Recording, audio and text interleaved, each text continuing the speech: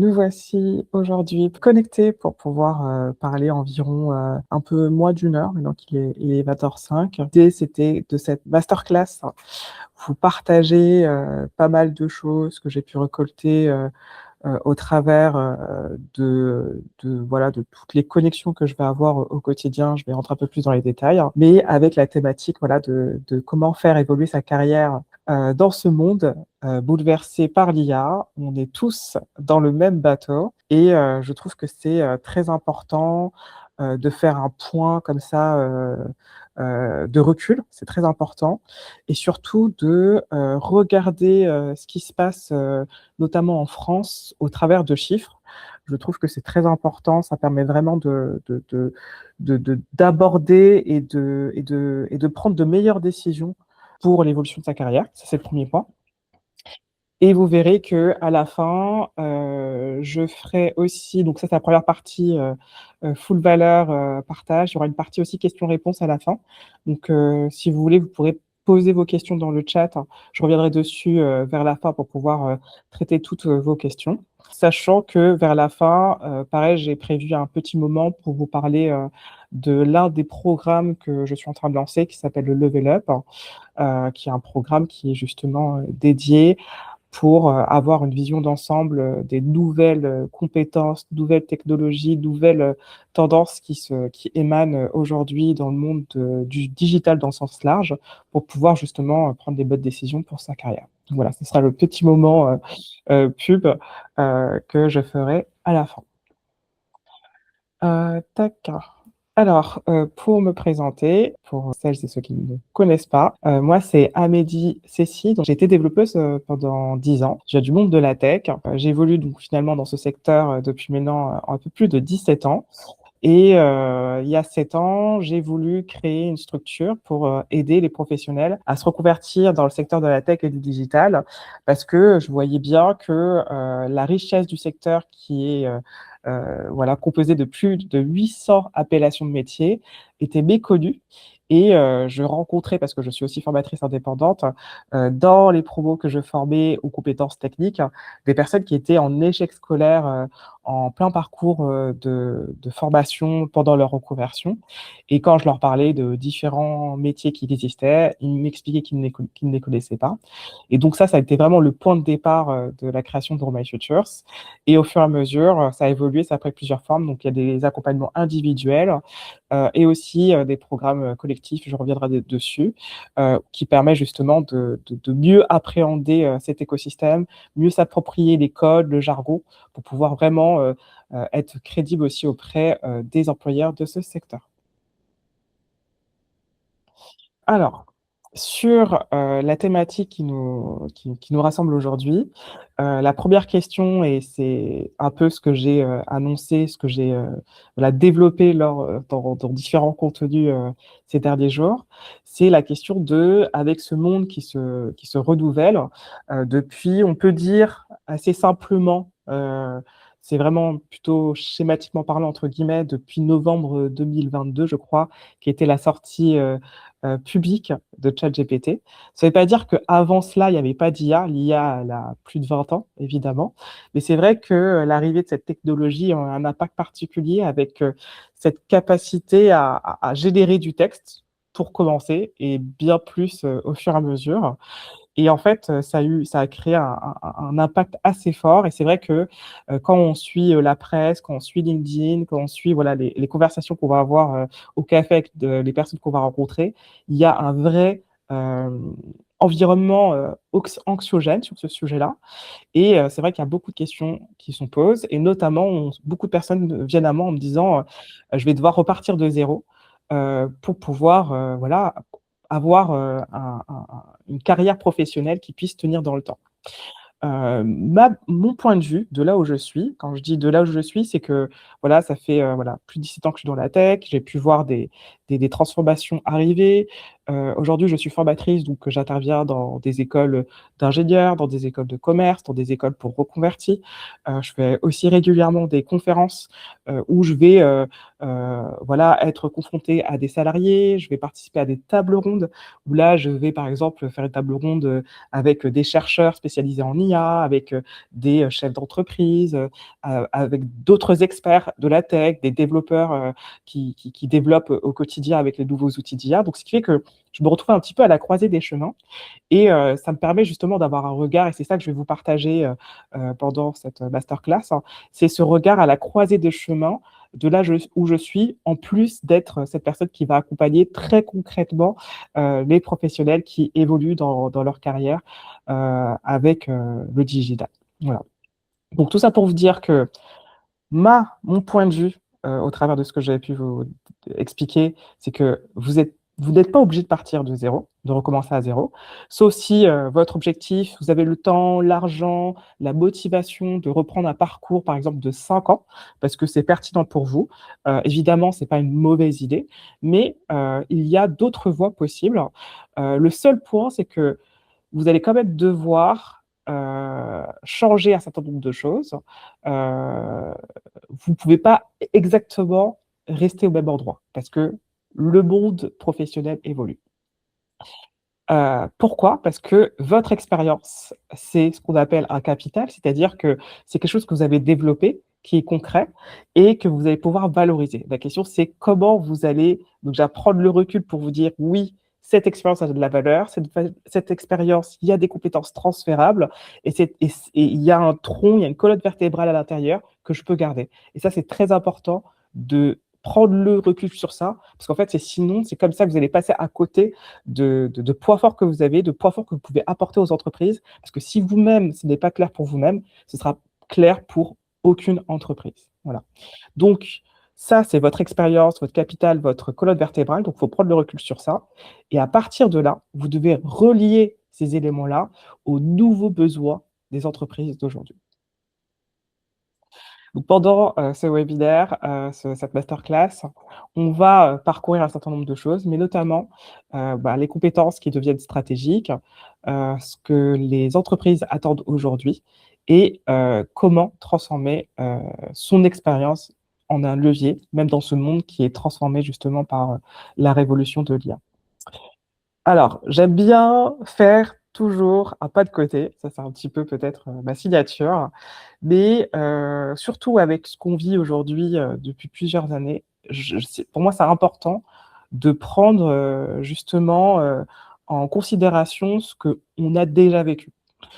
Quand, l'ordinateur personnel, donc les ordinateurs se sont généralisés, notamment dans les entreprises, en fait, ça n'a tout le monde n'a pas eu besoin de devenir informaticien. Certains le sont devenus. Moi, par exemple, je vois Aurélie là sur mon écran, qui est devenue, développeuse, mais c'est pas tout le monde qui l'est devenu, qui est devenu ce qui a fait ce métier, pardon. Ce qui fait que quand on pense à cela, on peut faire aussi le parallèle avec l'IA.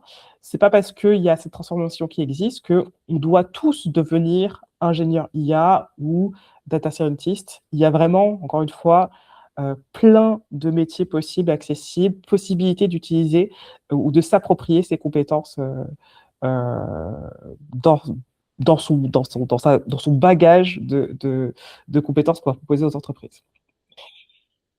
Donc, quand il y a justement les ordinateurs, l'ordinateur personnel et les ordinateurs se sont installés dans le monde de l'entreprise, à l'époque, en fait, les gens ne sont pas tous devenus ingénieurs ni informaticiens.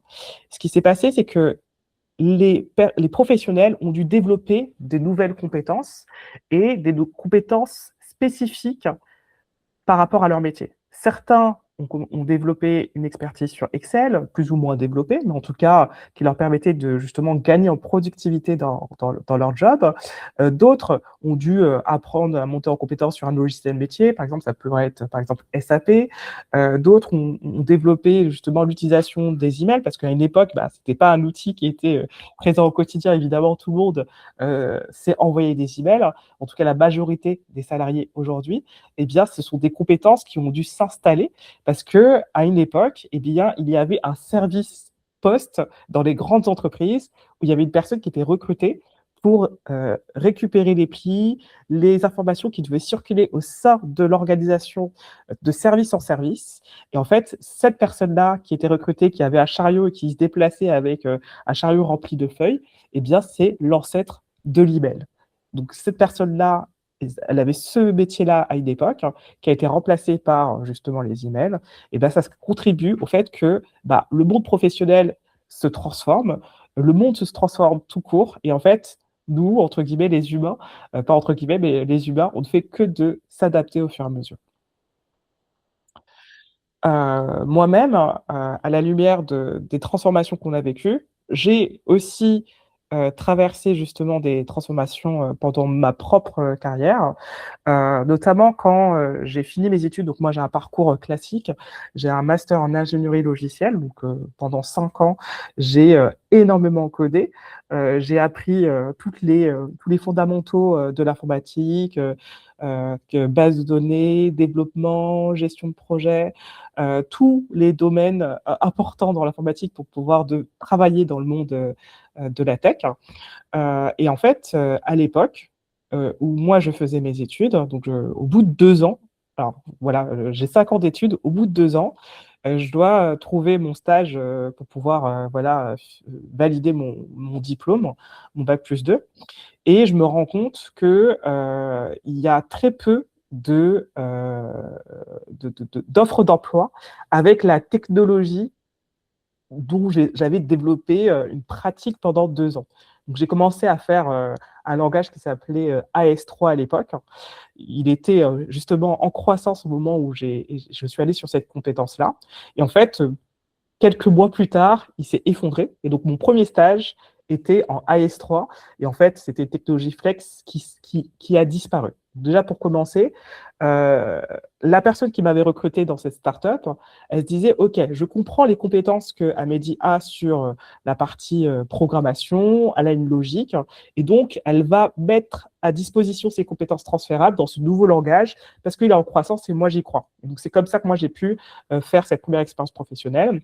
Mais quand j'ai fini mon bac+2, justement, je devais chercher, une première entreprise, et là, il y avait très peu d'offres d'emploi accessibles à mon niveau, bac+2, pour pouvoir, faire, par exemple, du Java qui était mon langage principal, et en fait, il n'y avait que des offres d'emploi sur le web. Alors aujourd'hui, quand on pense au web, on se dirait: «Bah, Mehdi, c'est un petit peu la normalité».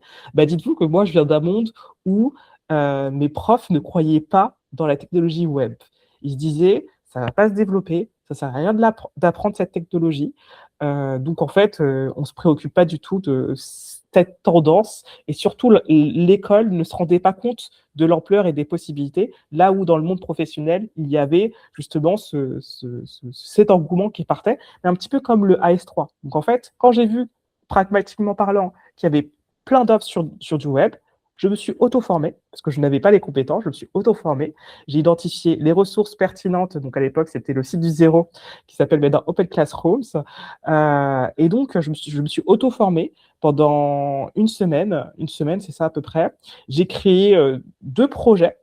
Je me suis créé un portfolio, et c'est ça que j'ai démontré et que j'ai mis justement dans mon CV pour pouvoir décrocher des entretiens, et c'est grâce à ça d'ailleurs que j'ai réussi à avoir mon premier entretien. Encore une fois, mes compétences, elles étaient déjà installées, je les ai transférées par rapport à un outil, une technologie qui était recherchée sur le marché, et j'ai postulé par rapport à ça. Le recruteur lui-même, il savait que les compétences web étaient encore très récentes, donc il était très content d'avoir quelqu'un qui avait commencé à faire un projet, et donc il a pu voir très concrètement de quoi j'étais capable parce que je lui ai démontré factuellement. Donc là, prouver ses compétences, c'est vraiment un élément central, prouver ses nouvelles compétences, et surtout quand il y a des nouvelles compétences, une nouvelle tendance qui arrive, et ben c'est, je trouve, encore plus facile de le faire parce que comme c'est naissant, on peut faire des projets sur 5 jours, sur une semaine, sur 2 semaines, 3 semaines, et ben c'est ça qu'on a besoin dans un monde qui est en train de se transformer. À l'époque, le monde est en train de se transformer par rapport au web. Aujourd'hui, on est dans un monde qui se transforme par rapport à l'IA. Donc ça, c'était sur le web que je disais tout à l'heure, et aussi j'ai voilà, donc le web, voilà. Le web. Sur le mobile, j'ai eu la même, une autre transformation quelques années plus tard parce qu'en fait, j'ai quand même fait 5 ans avec le langage Java, et je me disais: «C'est quand même dommage si j'utilisais pas, cette technologie que j'avais pris beaucoup de temps à m'investir et que j'aimais beaucoup», et à ce moment-là, ça arrivait en parallèle de l'arrivée des smartphones. Et donc, je me suis dit: «OK, c'est tout nouveau». Moi, j'ai une affinité très, très forte pour une chose qui est présente dans un tout nouveau écosystème, et c'est par rapport à ça que je me suis positionnée en tant que développeuse mobile Android. Donc en fait, j'étais dans une mission et il y avait un projet qui était là dans les cartons.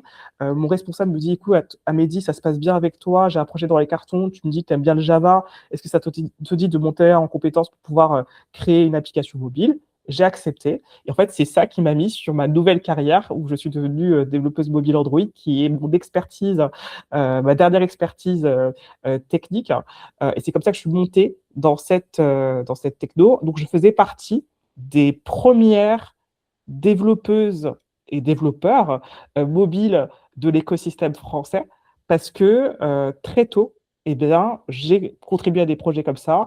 D'ailleurs, pareil, c'était à une époque où le monde de l'agilité arrivait. Aujourd'hui, c'est très courant de travailler dans un projet agile. Eh bien, à ce moment-là aussi, je suis montée en compétence sur l'agilité parce que je trouvais ça pertinent. Et donc, je fais partie des personnes les plus anciennes, expérimentées sur ces technologies-là.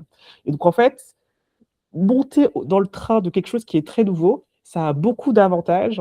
Et en fait, c'est une question d'opportunité. Donc, il faut creuser un angle qui vous intéresse énormément et le coupler avec quelque chose qui est en train de prendre. Évidemment, je suis moi-même aussi, touchée par la transformation de l'IA. Donc mon métier de développeuse, donc je suis développeuse de métier est transformé par l'IA. On pourra en parler peut-être dans la partie questions-réponses. Mon métier de formatrice et mon métier d'entrepreneur également. Donc c'est plein d'outils qui évoluent, qui arrivent, qui changent, qui se transforment depuis, c'est à peu près plus de 3 ans. Et bien, c'est plein de pratiques que, je fais très régulièrement, que je planifie, dans mon agenda, que je vais faire avec d'autres personnes. Par exemple, pour vous dire très concrètement, cet après-midi, j'ai passé, l'après-midi avec, des collègues entrepreneurs qui ont chacun leur entreprise, et en fait, on a décidé de faire un hackathon ensemble pour qu'on puisse produire au bout de 3-4 sessions, un nouveau produit pour pouvoir, s'approprier, des nouveaux outils qu'on avait identifiés. Donc voilà, tout passe par la pratique et après on va le prouver avec, par exemple, de la création de contenu, dans sa CV pour ceux qui souhaitent chercher une entreprise en tant que salarié. Voilà, il y a plein de manières de prouver ces nouvelles compétences en faisant des projets seuls ou avec d'autres personnes. Ça a beaucoup de valeur. Les entreprises donc cherchent aussi, leur chemin. Donc là, j'avais une vision beaucoup, salarié et cheminement pour pouvoir s'approprier, toutes ces compétences. Mais c'est vrai que depuis le lancement, de ChatGPT, donc en novembre 2022, en fait, voilà, l'intelligence artificielle générative a vraiment saturé, l'espace, médiatique. Et en fait, ce qui fait qu'on a l'impression que, bah, l'IA est partout, que ça va remplacer, tous les emplois. Il y a en effet des licenciements qui se font, très concrets. Donc je même dans mon propre réseau, j'ai des personnes, qui me témoignent de ce genre de choses. Donc il y a un vrai impact concret dans la vie des personnes. Mais c'est vrai qu'il y a une vraie anxiété qui se crée par rapport à tout ce qui est diffusé sur, LinkedIn et aussi, dans les médias. Mais tout ça pour vous dire que malgré qu'il y a cette chose-là, les entreprises, elles cherchent vraiment aussi le bon chemin pour elles. J'aime bien dire que même les entreprises sont perdues. Les entreprises, elles observent cette transformation, elles se disent: «OK, comment moi aussi je peux tirer parti de cette nouvelle technologie?» Et souvent, les dirigeants se disent: «OK, est-ce que cette transformation de l'IA, c'est pas, le nouveau internet?» Toutes les personnes qui n'ont pas misé sur l'internet, à l'époque, dans les années 2000, ont subi un vrai retard, et celles qui ont misé sur cette technologie de manière pertinente et très tôt, eh bien, ça a été les gagnants 10 années plus tard. En fait, on est dans cette phase-là.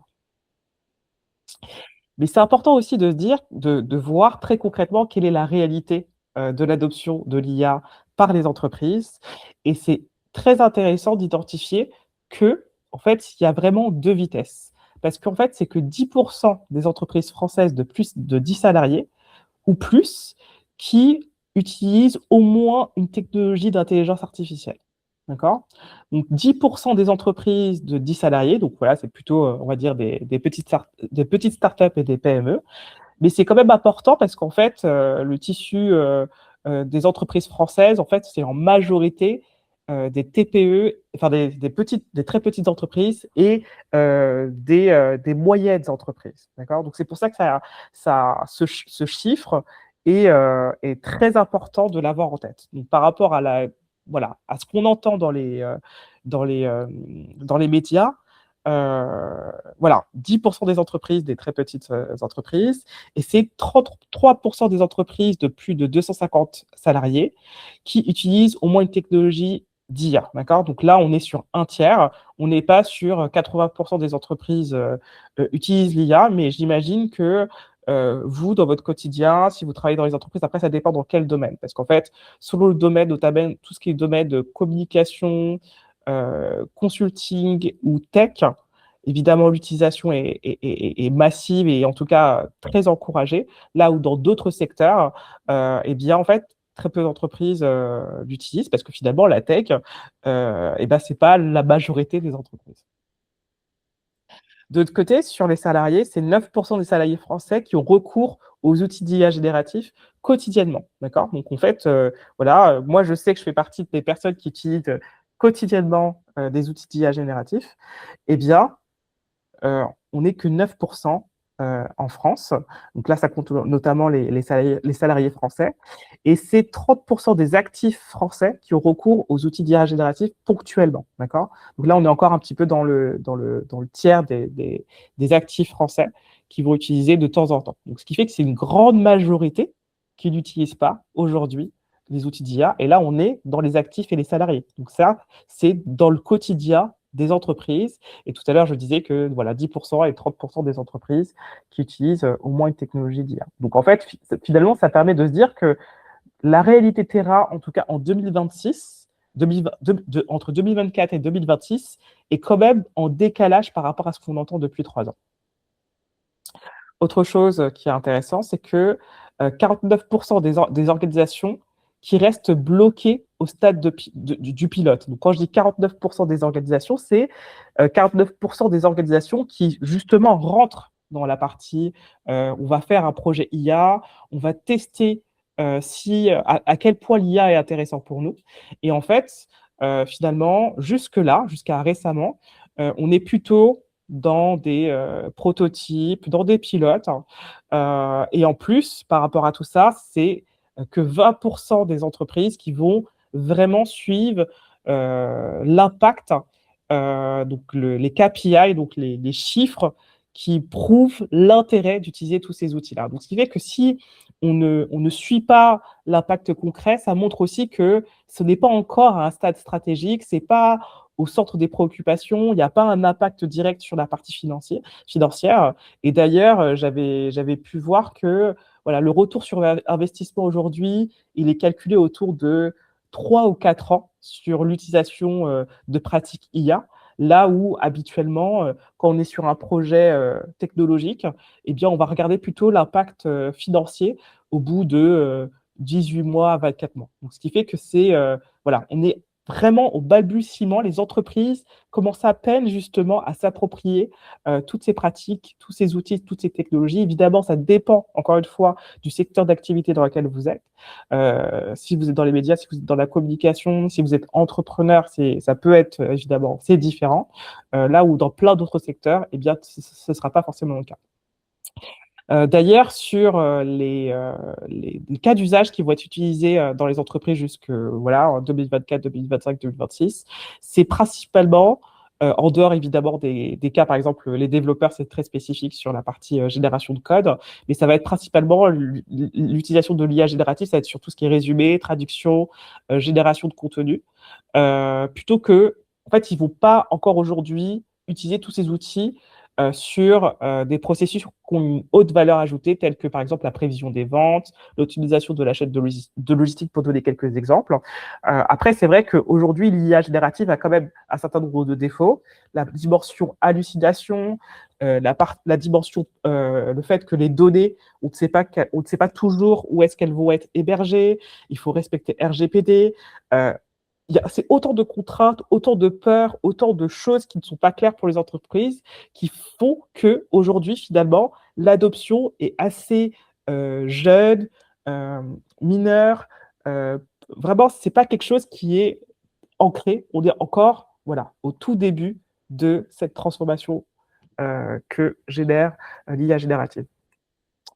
Donc, finalement, aujourd'hui, les entreprises expérimentent, elles commencent à se réorganiser, elles essaient d'apprendre et de comprendre aujourd'hui et elles cherchent à comprendre tout ce qui peut être automatisé, tout ce qui peut être assisté par l'IA et aussi, elles sont en train d'observer ce qui doit être aussi maintenu sous le contrôle de l'humain. Donc, on est dans la phase purement d'exploration.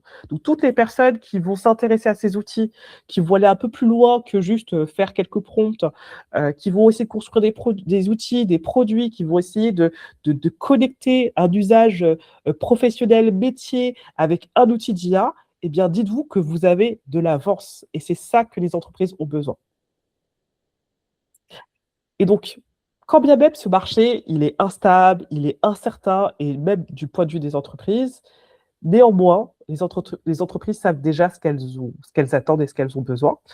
En fait, elles cherchent des personnes qui sont en capacité de comprendre une problématique métier et par rapport à la problématique métier, choisir le bon outil adapté. Donc, avoir une vision d'ensemble, avoir une pratique avancée d'un outil, 2 ou 3 qui est spécifique par rapport à son métier, ça fait vraiment la différence. Donc ça, c'est des choses que vous pouvez valoriser si vous faites par exemple du networking et vous rencontrez des potentiels recruteurs, entreprises, si vous êtes en entretien, il faut savoir valoriser ce genre de choses parce que ça, c'est quelque chose qui est justement très précieux pour les entreprises au stade où on est aujourd'hui. Et donc, ceux qui se positionnent sur ce genre de choses, sur ce genre de compétences, s'assurent en fait une pérennité sur leur emploi, sur leur carrière et surtout sur leur impact par rapport à l'IA parce que vous avez commencé tôt à vous approprier ces outils. D'accord ? Les entreprises cherchent des personnes qui sont capables d'expérimenter sans perdre de vue ni la qualité ni les risques. D'ailleurs, c'est pour ça, moi je pense en tout cas que c'est pour ça que l'adoption n'est pas fulgurante, notamment en France. D'ailleurs, on est un petit peu en dessous de la moyenne européenne. Vraiment, si on utilise des outils, il faut amener sur la table, il faut amener lors des échanges, lors des réunions, lors des entretiens, l'aspect qualitatif des données et du livrable qui va sortir du travail que vous allez faire grâce à l'IA. Mais vous allez aussi prendre en considération des risques. Est-ce que l'outil que vous utilisez est RGPD? Où se positionnent les données? Est-ce que les données de l'entreprise risquent d'être aspirées à quelque part? Ça, c'est des choses que justement les personnes qui veulent rentrer, surfer sur cette transformation du travail qui est touchée par l'IA doivent s'intéresser. Donc en fait, pour toutes les personnes voilà, qui sont passionnées par ce secteur, qui ont une fascination pour l'IA, qui adorent apprendre plein de nouvelles choses, et en fait, c'est le moment parfait de justement papillonner de manière stratégique, d'accord, sur justement les outils pour pouvoir intégrer, par exemple, la dimension risque, par exemple, des données, pour parler que de ce sujet.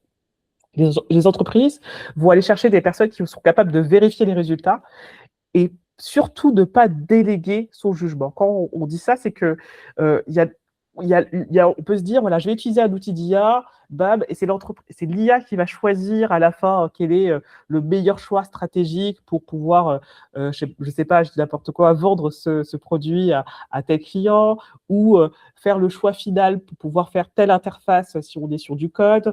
En fait, laisser l'IA décider au lieu de y mettre son propre jugement et donc son expertise, ça c'est quelque chose de très dangereux pour l'entreprise.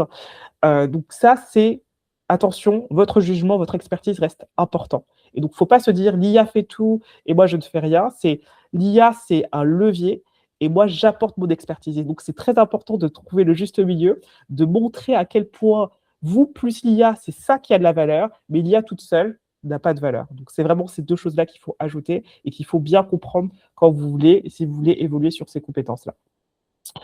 Une autre compétence qui est importante pour les entreprises, c'est savoir relier les entreprises, les équipes, les données, les outils ou les décisions Donc, c'est cette capacité à connecter des choses ensemble, comment 2 équipes peuvent mieux travailler avec l'IA, comment telle donnée peut être intégrée dans tel outil et qui va faire que le résultat final va être encore plus pertinent, quel outil, peut être combiné avec un autre et comment, ça a un vrai impact sur les décisions. Ça, voilà, c'est que ça demande finalement cette transformation d'aller chercher, un vrai recul, un vrai esprit critique, pour pouvoir, avoir un impact, sur, cette transformation, que subit, aussi les entreprises.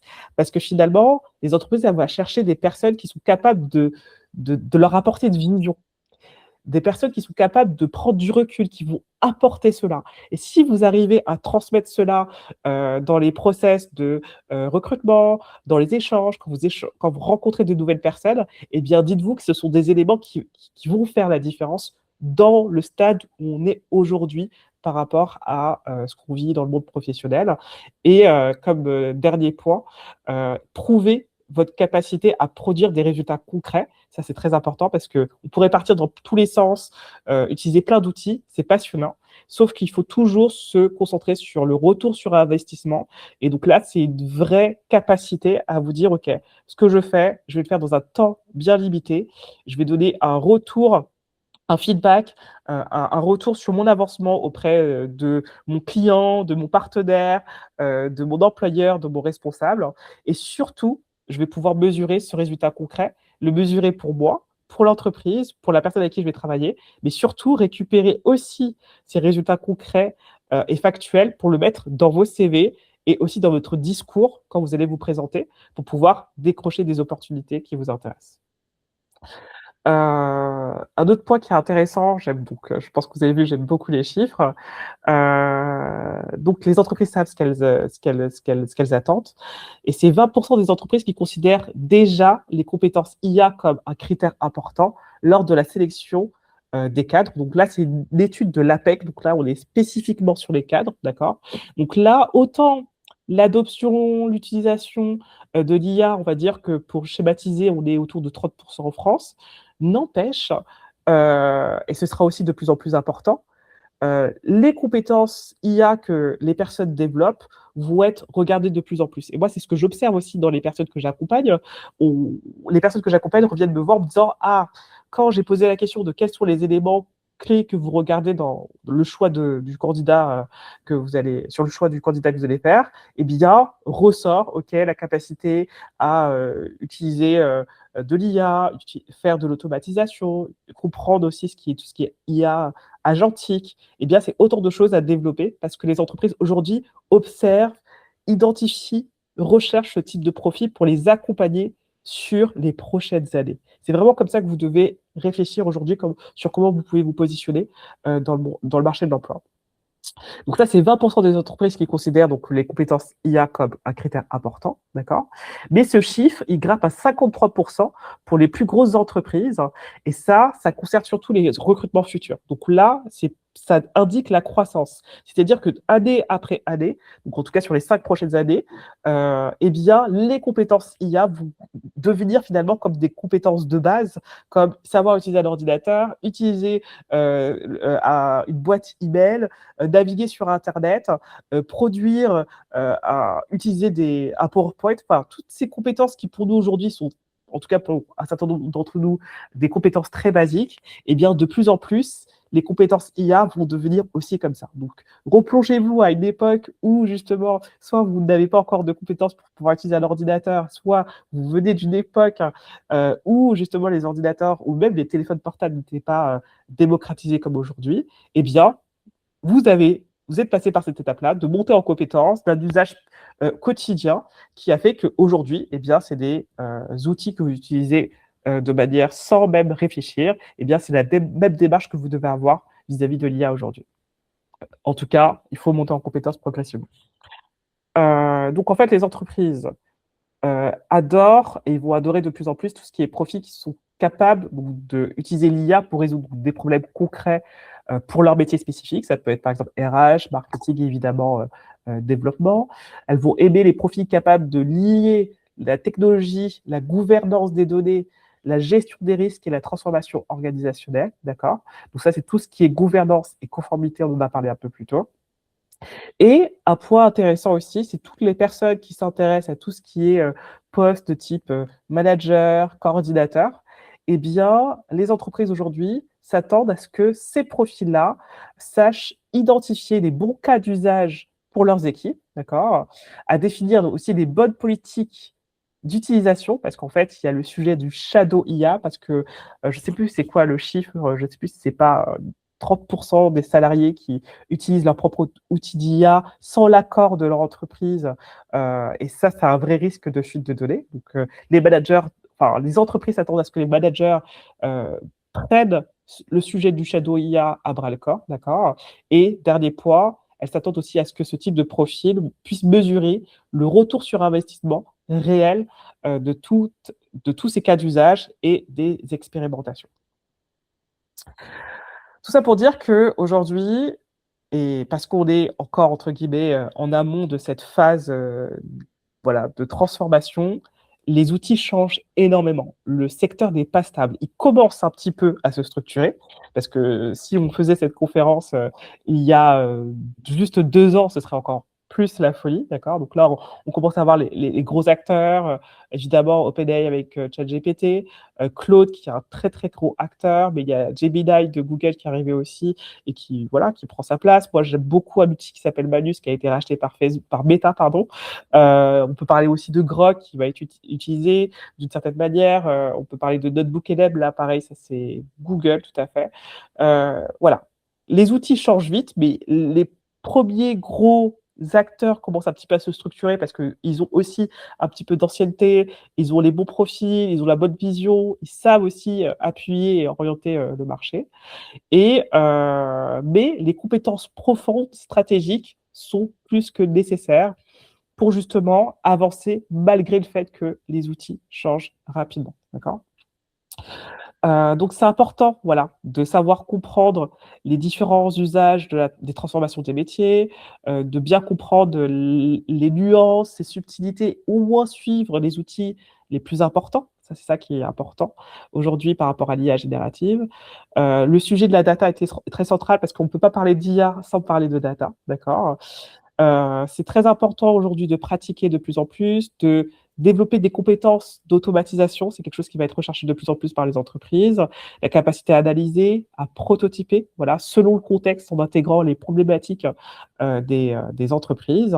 Et évidemment, tout ça posé sur le fait que c'est très important de créer de la valeur, relier un outil à un problème, vérifier, décider et savoir expliquer. Voilà. Donc, on est vraiment sur tout ça. Finalement, c'est une sorte de mon point de vue, il y a un boulevard. Évidemment, c'est pas simple. C'est une opportunité. Pour moi, c'est une opportunité de se repositionner peut-être sur des sujets qui vous intéressent encore plus. Tout ça pour dire que vous n'avez pas besoin de tout maîtriser, d'accord? Aujourd'hui, on parle de burn-out pour toutes les personnes qui tente d'être à jour sur les actualités IA. Personne n'arrive aujourd'hui, aux États-Unis, en France, en Chine, à être complètement à jour sur tout ce qui se passe dans l'écosystème. De un, même les personnes les plus avancées. Donc, on ne demande pas à tout le monde d'être voilà, à jour sur tout, de tout maîtriser. C'est pas du tout la bonne idée parce que finalement, dans ce contexte-là, vous faites du surplace.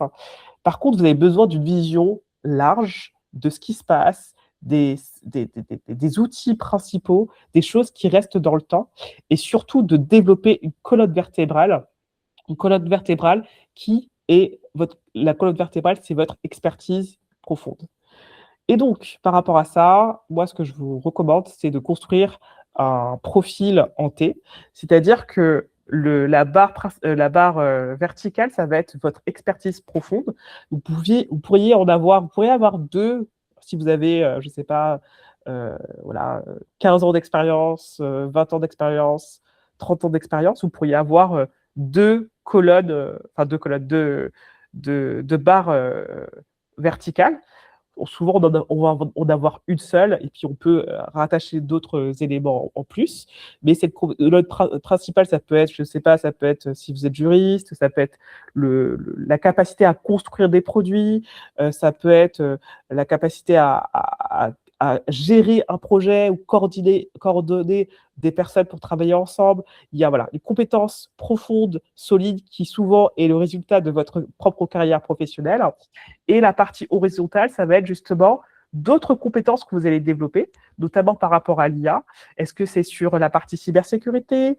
Est-ce que ça va être sur la gouvernance? Est-ce que ça va être sur la data?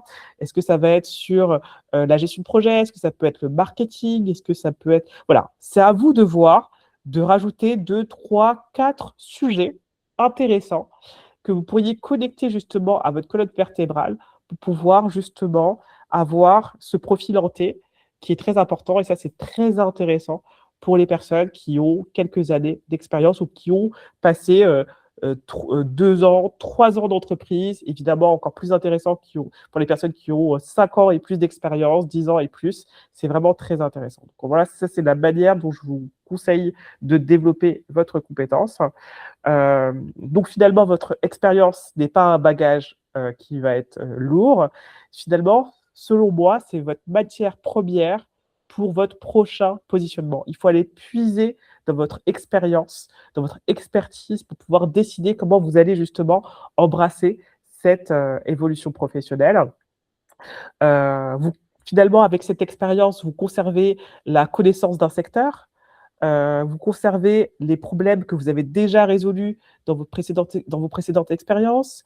Vous avez développé un jugement professionnel. Ça, c'est bon, ça, c'est pas bon. Ça, je sais que ça va créer un échec parce que je suis déjà passé dans ce genre de projet.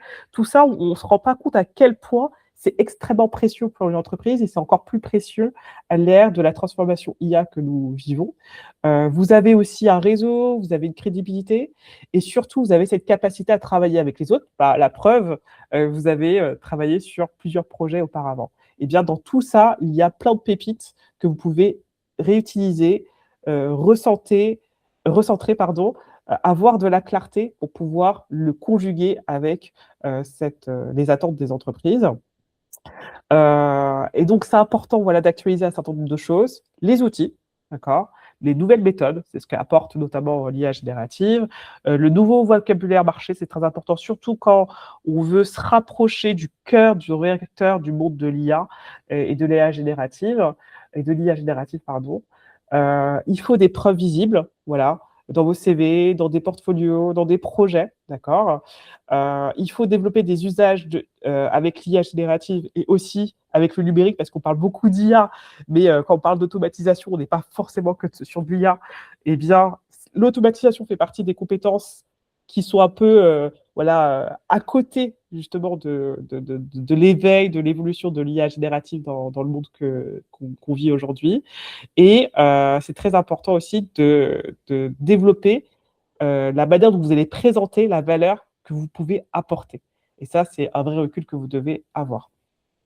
Donc, votre prochain positionnement se construit au croisement d'un certain nombre de choses. C'est vous êtes à la croisée, donc votre prochain positionnement pour les 10 prochaines années, doit être à la croisée de votre expérience que vous avez acquis, d'accord? Une ou deux, si vous avez une expérience multiple, d'accord? Il faut que vous le connectiez aux besoins actuels des entreprises, donc sur une problématique métier, d'accord? Et vous devez aussi le coupler à des nouvelles pratiques numériques et IA. C'est vraiment ça qui va faire que vous allez transformer votre expérience dans un nouveau levier professionnel.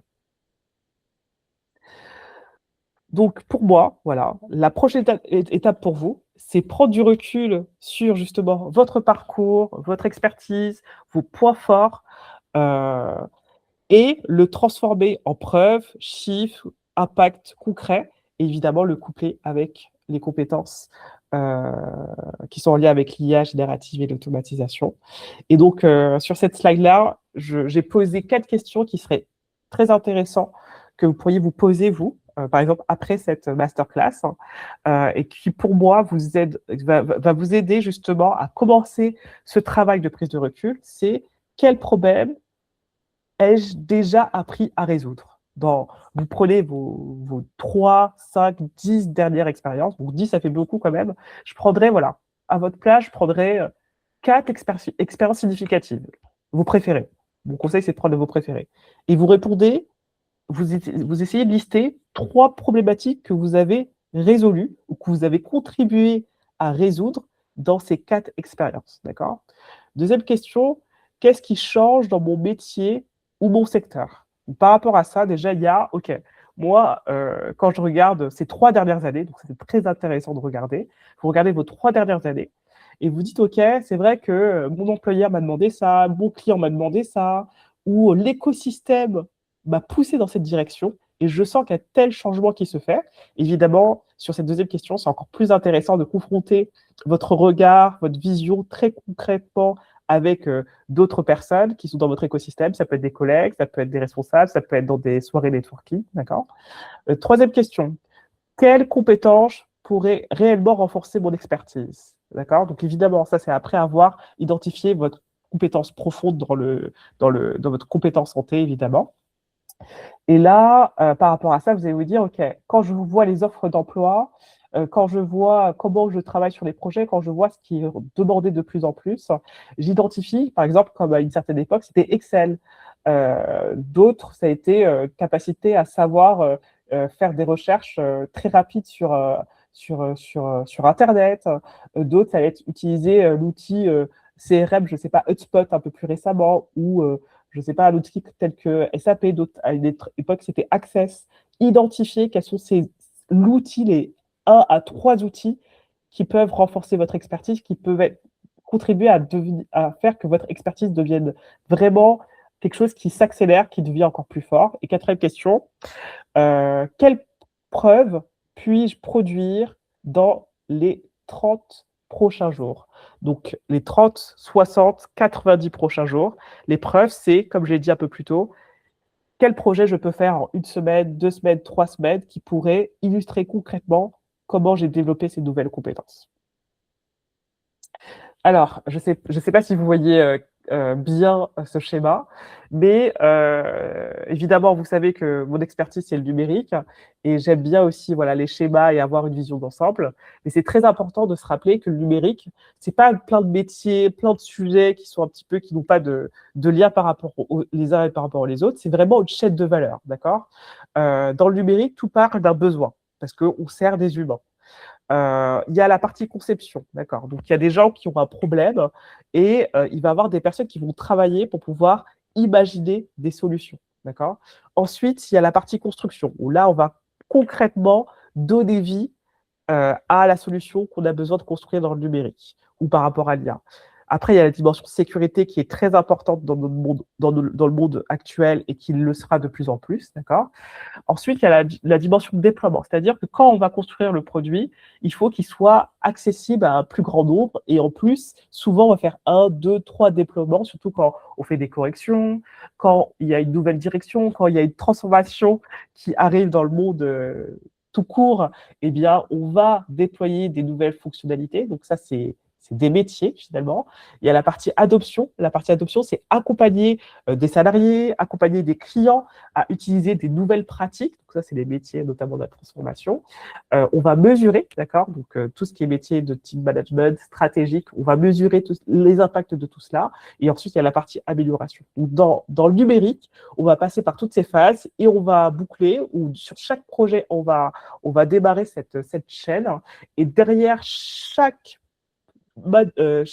chaînon de cette chaîne, on va avoir des métiers très différents. Donc, à vous de savoir où est-ce que vous voulez vous positionner, côté sécurité, côté construction, côté plutôt conception, côté analyse des besoins, côté, OK, moi, je préfère plutôt tout ce qui est suivi des chiffres.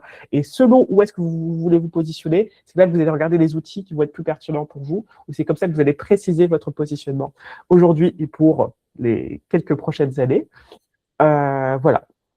Pour terminer, voilà cette partie-là, j'ai construit, comme je l'ai dit en introduction, un programme qui s'appelle le Level Up Digital Camp et ce programme, évidemment, il est, en miroir de tout ce que je vous ai, présenté en amont.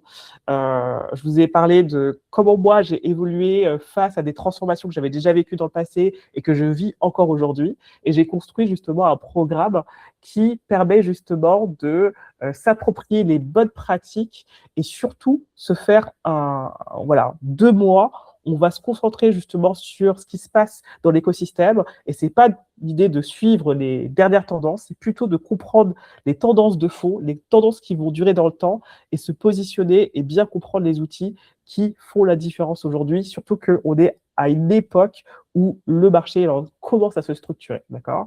Et lors de ce programme qui s'écoule sur 7 semaines, prochaine promo pour information démarre lundi, donc voilà, très bientôt, lundi 20 juillet. En fait, ça permet de commencer à comprendre l'écosystème dans son ensemble. On va expérimenter, puis tout ça pour vous aider à choisir le bon positionnement pour vous, parce que vous êtes passé par la phase d'expérimentation, parce que ma croyance, c'est que on peut vous dire, choisis ton prochain métier, rentre dans cette formation, mais en fait, comment faire le bon choix si on ne sait pas très concrètement de quoi on est capable, où est-ce qu'on peut apporter notre pierre à l'édifice, alors que tout est en train de changer. Le meilleur moyen de le faire, c'est de tester, expérimenter dans un cadre bien défini, avec des objectifs bien définis. C'est ce que j'ai fait et c'est ce que j'ai construit avec le Level Up.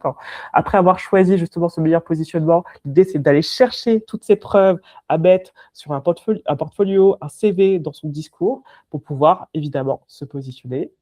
Donc, le Level Up, comme je le disais un peu plus tôt, c'est un programme sur 7 semaines où vous allez parcourir tous les grands domaines de la tech et du digital, la data, l'IA, le code, la cybersécurité, la créativité digitale, le marketing et la gestion de projet. Donc là, on est sur tous les types de métiers de la chaîne de valeur de la tech et du digital. Chaque semaine, les participants vont manipuler des outils concrets.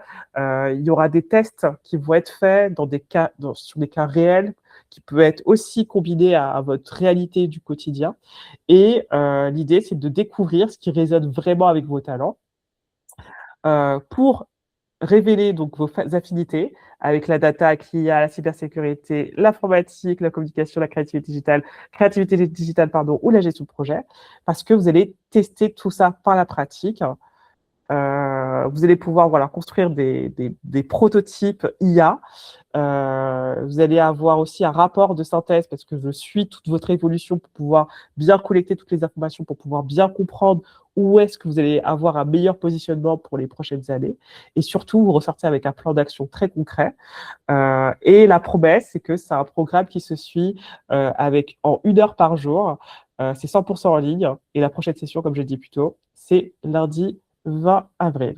Voilà. Donc, en tout cas, merci pour votre attention. J'espère que cette masterclass vous a permis de prendre du recul, vous a poussé à vous poser des questions, vous permet aussi d'avoir voilà, un autre regard sur le monde de la tech et du digital et des transformations qu'on vit.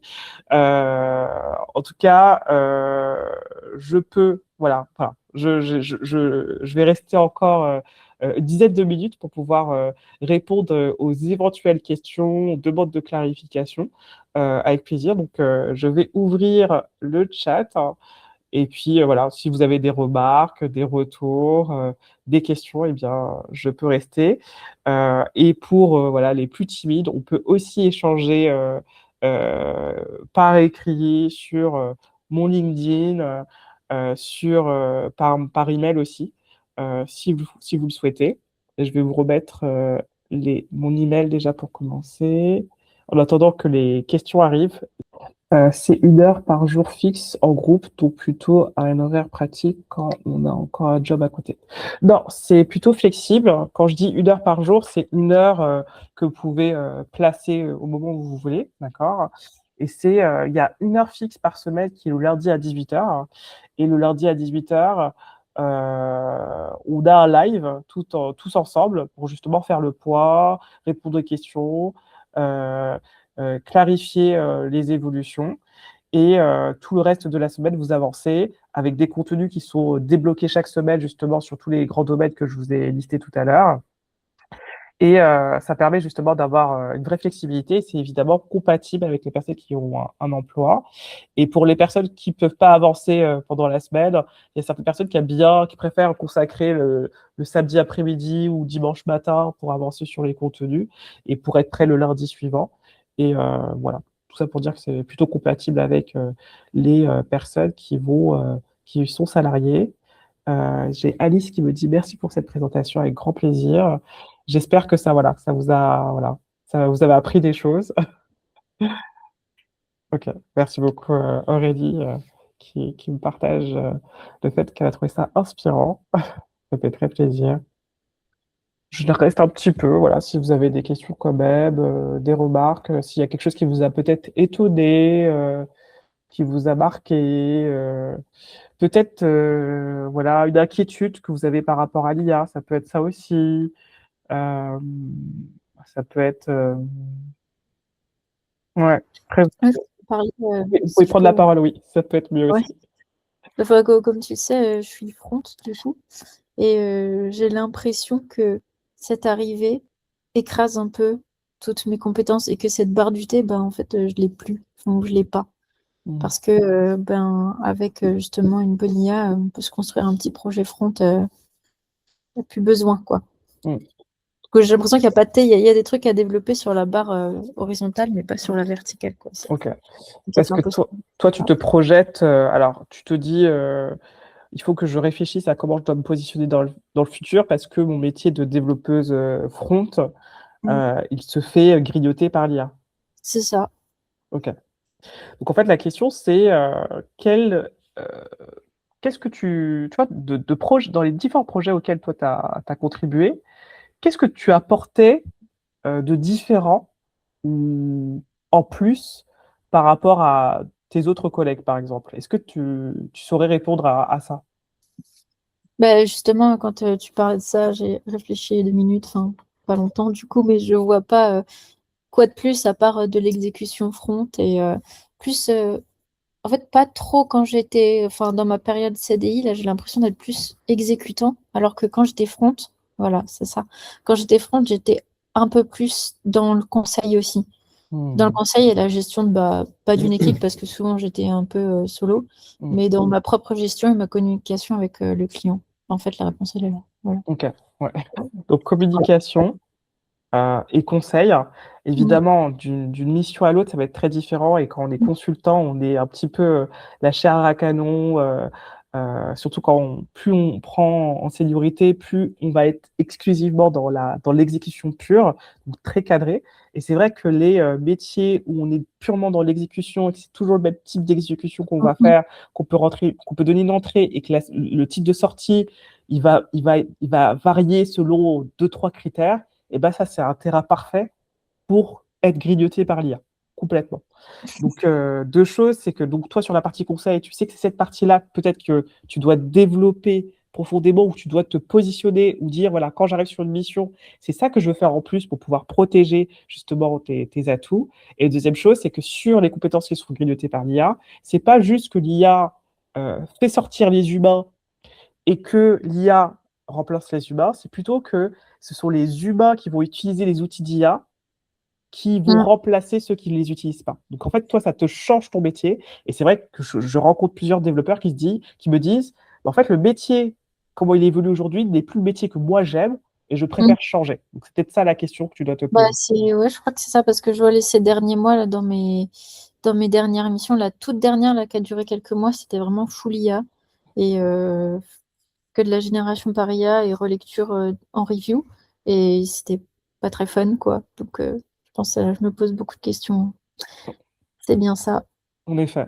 Bah, beaucoup de développeurs qui sont voilà, dans mon réseau, à qui j'échange, me disent les mêmes choses que toi. Il y en a qui disent c'est super parce qu'au fur et à mesure des années, notamment ceux qui ont plus de 10 ans d'expérience, ils se disent bah, c'est une forme de liberté de pouvoir se dire que j'ai plus à coder parce que je pose juste mon expertise avec la partie relecture Mm.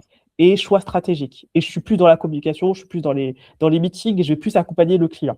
Donc ça peut être Mm. ça. Après, ça dépend des missions parce qu'il y a des missions où on est vraiment que exécutant et donc on n'a pas d'espace pour s'exprimer. Mais peut-être que l'IA finalement va accompagner, enfin, va aider les développeurs à prendre plus d'espace en dehors de la partie exécution. C'est peut-être ça, mais c'est vrai que ça dépend des missions. Ouais. Et il y a Mm. d'autres qui disent, comme tu dis très bien, faire que des relectures et appuyer, enfin, générer mon code, et moi, alors que j'adore coder, donc voilà, écrire des lignes de code, eh bien là, soit ouais, le métier est en train de complètement de changer. C'est comme si à mon époque, il y avait des personnes qui pouvaient me dire ouais, ça m'embête de construire avec des frameworks parce que moi, j'aimais Ouais. bien quand on écrivait sans librairie, sans framework, alors que Mm. les personnes de mon époque, on se disait bah, ça n'a pas de sens en fait de construire sans framework, on perd du temps. Ouais, je vois, c'est drôle. Et moi, je suis arrivée dans le dev au moment où on commençait à bien utiliser les frameworks. Donc, je le Donc toi, vois. tu Ma joues, première ouais. grosse transformation, en fait, là-dedans. Exactement. Donc, voilà, c'est un cycle. Il y a plein de cycles comme Mhm. ça. Tu vois, je n'ai pas parlé des frameworks parce que ça, c'est spécifique technique pour les développeurs, mais j'ai aussi vécu cette transformation-là où moi, j'étais Mm. vraiment à la bascule. Quand je rentrais en entreprise, on me disait, mais ça sert à rien les frameworks, j'aime pas, c'est de la triche. Les gens disaient ça en entreprise. Et Ouais. quelques années plus tard, c'était largement utilisé. C'est vrai que nouvelles personnes vont utiliser l'IA, mais les nouvelles personnes qui vont utiliser l'IA vont peut-être l'utiliser sans prise de recul, sans la compréhension de ce qui se passe en dessous. Pareil, pour ceux qui Mm. utilisaient des frameworks, mais qui connaissaient très bien comment ils devaient gérer, je ne sais pas, tout ce qui est mémoire, eh bien, ils étaient plus performants quand il y avait des gros problèmes très pointus. Mhm. Et c'est ça. Mais c'est vrai que ces transformations peuvent aussi vous pousser à reprendre du recul pour se dire, OK, la personne que je suis aujourd'hui en 2026, c'est plus la même que j'étais il y a 5 ans, ni la même qu'il y a 10 ans. Il y a 10 ans, j'ai voulu peut-être démarrer une reconversion ou un choix professionnel. Mais aujourd'hui, j'ai tel âge, j'ai tel quotidien, j'ai telle valeur, j'ai évolué d'une certaine manière.